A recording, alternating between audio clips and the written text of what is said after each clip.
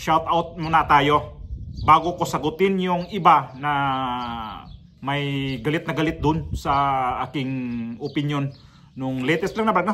Nasundan ito. Okay, shout out muna tayo dito sa ating mga suki. Kumusta po kayo lahat ngayon? Sana ligtas po tayong lahat, no? Kasi alam naman natin, araw-araw magkaroon tayo ng enkwentro na hindi maganda, mayroong sinisipon tayo, mayroong inuubo, mayroong, alam niyo naman yan, na may minsan hindi naman talaga natin ma-perfect ang ilagay na natin isang araw na wala tayong naramdaman na minsan yun nga, so ubo, sipon. Sana naman ligtas tayong lahat ngayon. Ingat lang po talaga ang kailangan natin, lalo sa kagaya ko na may nagkaedad na, no? Ingat na lang.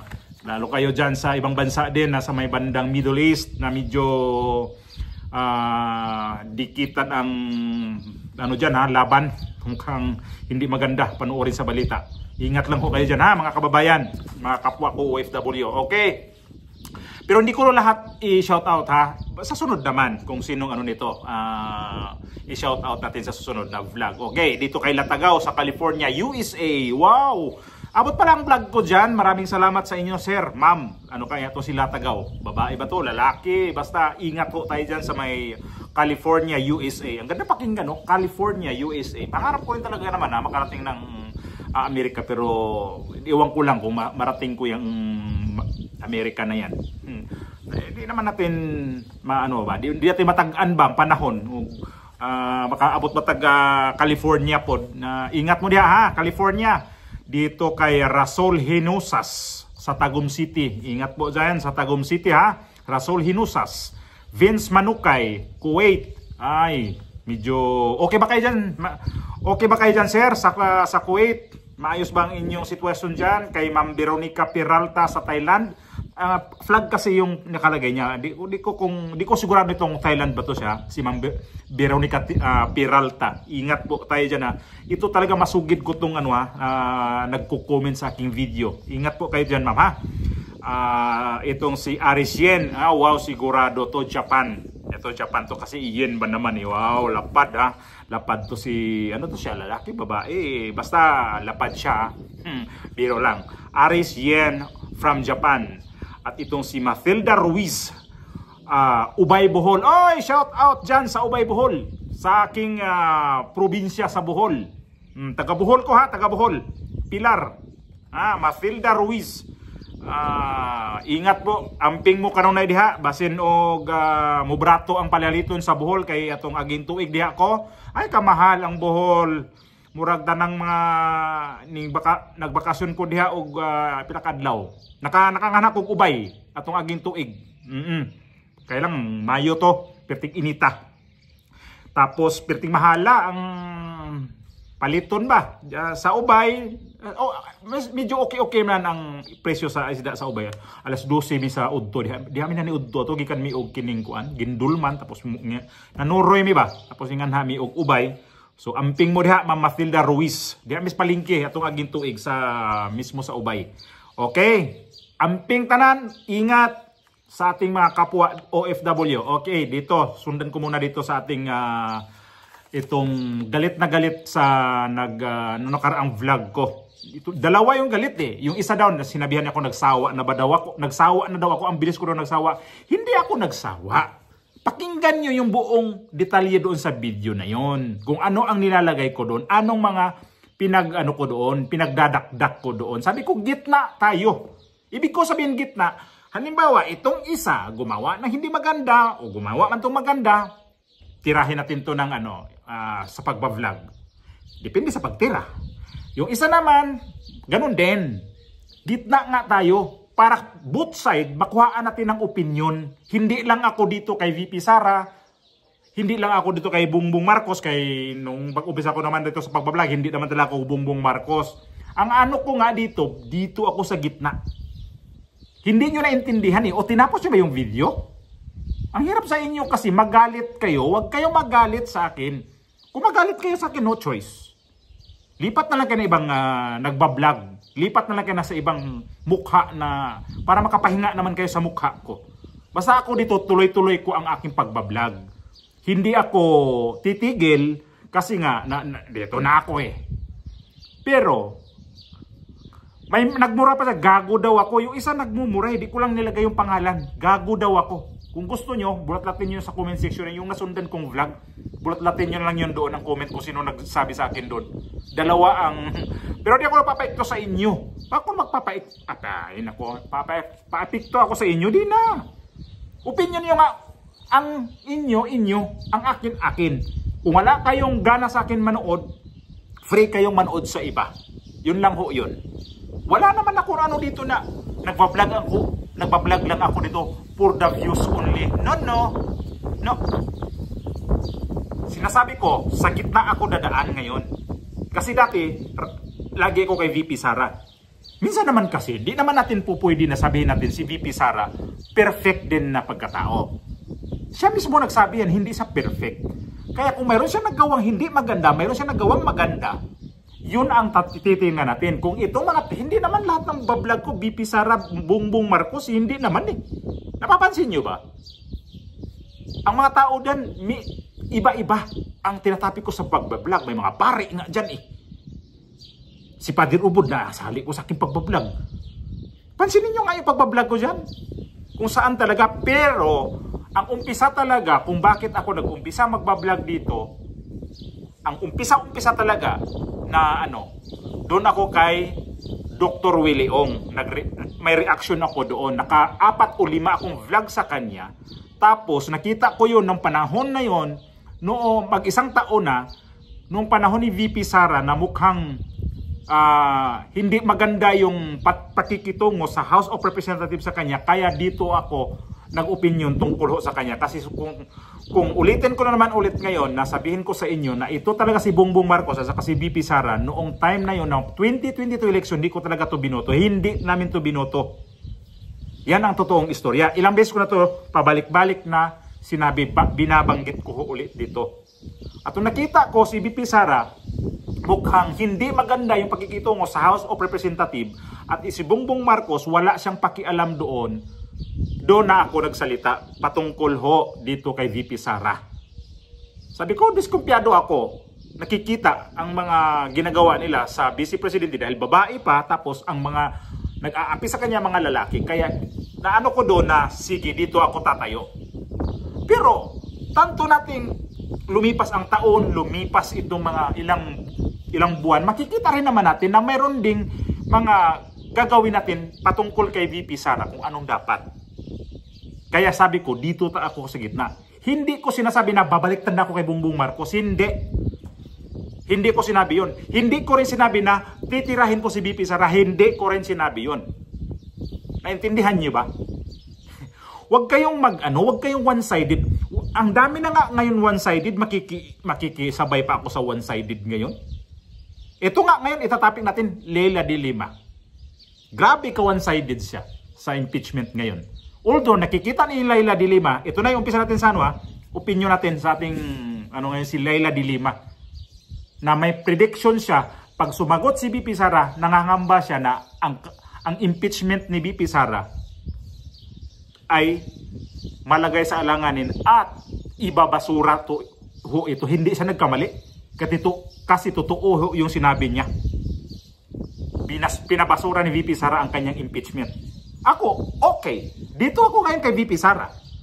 Hindi naman talaga to dapat ituloy itong impeachment na to.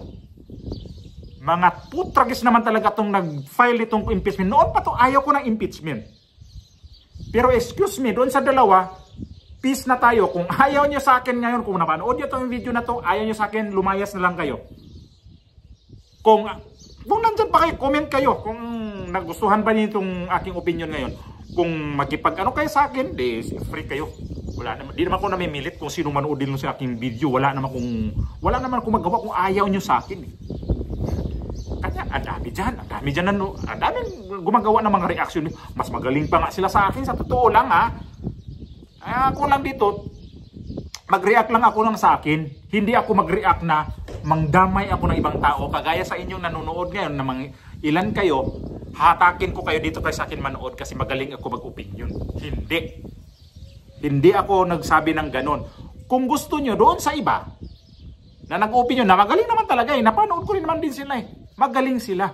So kanya-kanya naman kami ditong opinion, kanya-kanya naman kaming gawa ng mga YouTube channel eh. Kung suswertein, kung mag-views yung mga upload ko, ginansya. So totoo lang, kung mag-views naman, may kita ha. May kita naman. Pero ito nakikita nyo naman sa aking mga vlog ngayon na sobrang baba talaga ng views ko. Di na ako mag-expect na na maganda ang ginansya. Hindi. Pero tuloy tayo. Hindi ako nito. Wala akong pakialam dyan sa views. Wala akong pakialam dyan sa mga subscriber na pasok man yan o hindi. Wala akong pakialam basta sa akin dito. Basta ako dito. Magpabula-bula ako, magtalsiklaway ko dito, magsasalita. Yun lang yung totoo dito. Okay. Laila de Lima, in-interview ni Tid Filon at saka ni Lady Chacha. Lady Chacha ba to? Yung sa kasama ni Tid Filon. O sige, pasok ko yung video. At mayroon pa palang isa dyan. Ipakita mo yung video. O ito, para walang request. Kung StreamYard ngayon, si ayan. attorney, si incoming representative, representing po yung mamamayang liberal sa party list po sa Kamara, si former Secretary Leila de Lima. Jonel! Pambayan. Ma'am, magandang umaga po. Magandang umaga, Ted. Ted. At DJ Chacha, saka sa DJ mga Chacha nanonood at nakikinig sa inyong programa ngayong umaga. Ang arte nito matanda na to. Akala mo may kagwapahan ba siya? Dito ho sa sinasabi po Sure. ng mga statement nitong si Committee Chair Joel Chua. Kayo ho muna, ma'am. Ano ho ang inyong naiisip o nakikitang komplikasyon na ngayon po'y iniimbestigahan na po, nasasagot ng Ombudsman si VP Sara sa umano o po ay kasong iniharap laban sa kanya ng Kamara sa Malakas ang hangin. concerning po sa graft at ilang pang mga kaso in the light po na merong pending ngayon na impeachment case sa Senado. Okay, may mga naiisip kasi ako mga agam-agam DJ Chacha. Kasi nga alam natin na meron ng impeachment case. Nandyan na sa Senado at nag-constitute na nga sa impeachment court yung Senado. Nagkakaroon lang ngayon ng aberya dahil nga dun sa, para sa amin ay questionableng step or move nung Senado na ibalik yung pinapariman yung articles of impeachment. Pero nandiyan na, buhay na yung kaso. Pero bakit ngayon kailangan pumasok ang ombudsman dyan sa pag-imbestiga ng mga almost... Wait lang. Ito si Leila de Lima. Mayroon dito isang kaso pinariman din sa Muntinlupa Regional Trial Court. Alam ba niyo yon? Na ito siya, nakalaya to siya, kaya lang yung witness sa kanya nagbumaliktad. Tapos kaya siya nakalaya at pinaburan sa korte yata na palayain siya. Ngayon, yung kaso niya nasa house nasa Commission of Appeal basta binalik ulit sa Muntinlupa kasi nakita nila nang hindi maganda yung ewan ko nung Court of Appeals pala sa Court of Appeal, ewan ko kung ano nangyari ngayon. Tapos ito ngayon, ang lakas niya magsalita dito sa kay VP Sara. Ikaw rin, mayroon ka rin naman palang kaso na na nakabinbin na nasa Court of Appeal pa lang ngayon. Kung ano talaga ang decision, ang bagal kasi ng kaso sa Pilipinas. Yan ang problema sa atin kasi. Sabagay kahit saan Pero inaamag na talaga sila, kaya lang hindi pa rin talaga nabigyan ng magandang ang gulo talaga, no? Tumanda na nga si de Lima, offenses attributed kay VP Sara. Kasi malinaw po sa Ombudsman Act, Republic Act 6770, sa sections 21 and 22 po.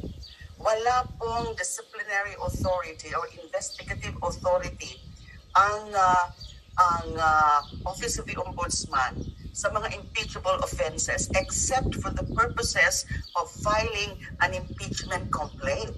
Kasi nga, impeachable Pwede lang maalis kapag through impeachment. So yung Ombudsman, at this point, wala pa silang investigative authority na tingnan yung mga kaso na yan at pina-answer nga kaagad, pinapasagot nga kaagad si VP Sara, yung pinapafile na ng counter affidavit na medyo mabilis ho nung time na rinifer na dinala o rinifer sa Office of the Sino ba may kasalanan nito? Na bakit yung ni-refer na doon sa house sa ombudsman? Di si Joel Chua. Siya ano padala nito eh. House of Representative. Tapos ngayon ang sisihin mo si ombudsman?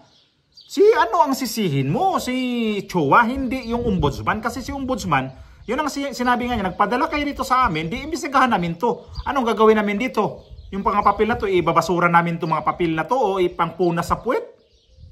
Anong gagawin namin dito? Di aksyonan namin to. Tapos pag aksyonan ka agad, mag-ano kayo, magagalit kayo. Pag di naman aksyon, magagalit din. Saan pupunta Saan pupunta ang Pilipinas ngayon, Laila de Lima? Ay naku na nga naman. No? Ang labo. Ng House Committee on Good Government and Public Accountability. Oh, yan ang napadala. 4 na araw lang yung naging pagitan. In June 11 ata pinadala. Tapos kailan siya... Yan ang nagtrabahong gobyerno. June 16. Pero ano po alam nila yan na sa puntong ito, hindi muna sila pwedeng makialam. Hihintayin dapat nila na matapos yung impeachment trial.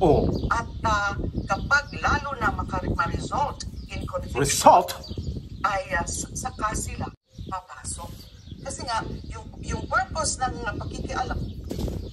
Ayun na nga, kasalanan na ngayon ng ombudsman. Bakit di pa daw antayin na pagkatapos ng impeachment? Mali kasi kayo. Dapat si Joel Chua kinausap mo. Joel Chua, bakit mo pinadala yun? Dapat pinadala mo yun before o after ng impeachment. Grabing hangin Kasi dito, bulabog tayo dito. Kasi paano kung a-action ng una ang ombudsman? Tapos sabihin ng ombudsman, wala kami nakikita ditong ground na talaga na ganito ang may kinulimbat ang pera si Vice Presidente. Di tapos na ang laban, ang impeachment. Ngayon, sisihin niyo ang ombudsman, sisihin mo si Joel Chua kasi yan ang nagpadala doon. Yan ang bobo. Yan ang tanga. Yung purpose ng pakikialam ng ombudsman, hindi nakikialam kaso involving impeachable offenses. Paano nakikialam? Ay for purposes lang of impeachment complaint. Nandyan na nga yung kasalanan pa ng ombudsman impeachment case sa Senado. Kaya hindi mo mawawala sa isipan ng iba, kasama na po ako doon at perhaps this is shared by the members of the prosecution panel. Ang naman siguro si Lima. Baka, what if desisyonan ka agad yan pagkatapos na mag-answer mag-file ng counter affidavit ni VP Sara? Ay baka desisyonan ka agad tapos wag naman sana na sasabihin walang probable cause. Ayun na nga. Okay lang sana kung ang sasabihin ay i-dismiss namin ito dahil doon sila takot. Pag naglabas ang result findings ang ombudsman na yung sinasabi niya, wala na, tapos na lahat. Tumahimik na kayo diyan. Galing na sa ombudsman yan na wala probable cause. Hindi. Wala na silang gagawin dito sa impeachment ngayon. Kaya to sila sobrang kabado sa impeachment kasi di talaga matutuloy ito. At this point, okay lang sana yun kung ang pag-dismiss na nila ito ay dahil lang sa wala pa silang authority to look into this matter at this point. Kasi nga, meron na. It's too late for them at this point to intervene dahil nga meron na impeachment complaint. Maybe in the future, lalo na kung wala na sa pwesto si VP Sara. Nayari na. Pag ma-convict na siya. Talagang i-convict nila. Public official, hindi na siya. Ay po, tragis mo. Pati i-convict yan. Kayo nagbulabog niyan sa mga kaso na yan. Tapos ngayon, di na nyo aminin kung sino talaga, saan ang punot dulo ang problema. Ang problema kayo mismo. ano kasi to siya eh, atat na makikisaw-saw dyan sa impeachment itong 20th Congress. Vice President, baka meron pang mga ilang basis pwedeng magamit para sa pag-file muli ng another impeachment complaint. Kasi yung filing of another impeachment complaint, hindi na pwede ngayon. Kasi may 1-year ban nga. Di ba pwede lang sila after 1 year.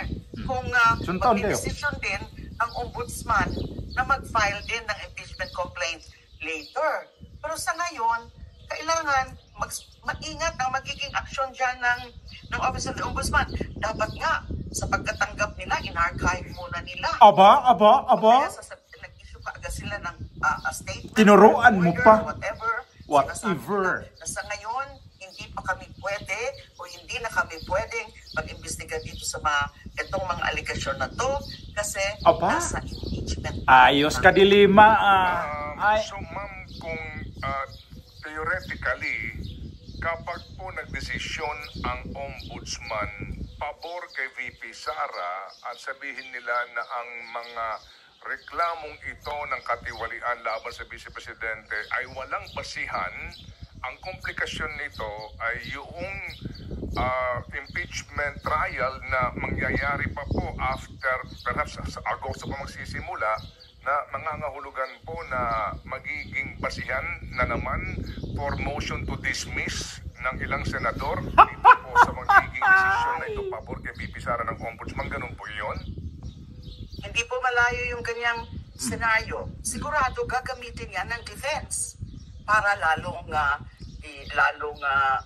yung ma-delay na naman dahil nga mag-move sila, either sila mag-move to dismiss o kung sino na naman sa mga senators, judges na nakita naman natin na umaasta sila bilang defense counsel, hindi as senator judges, na hindi talagang tahasan na yung pagpapakita nila ng partiality or bias in favor of VP Sara. Kaya yun po ang apprehension ko na kung ganon ang magiging action ng Office of the Ombudsman, kahit wala pa silang jurisdiction ngayon, dahil nga ay meron na complaint, meron ng kaso sa Senado, ay gagamitin talaga yan ng defense.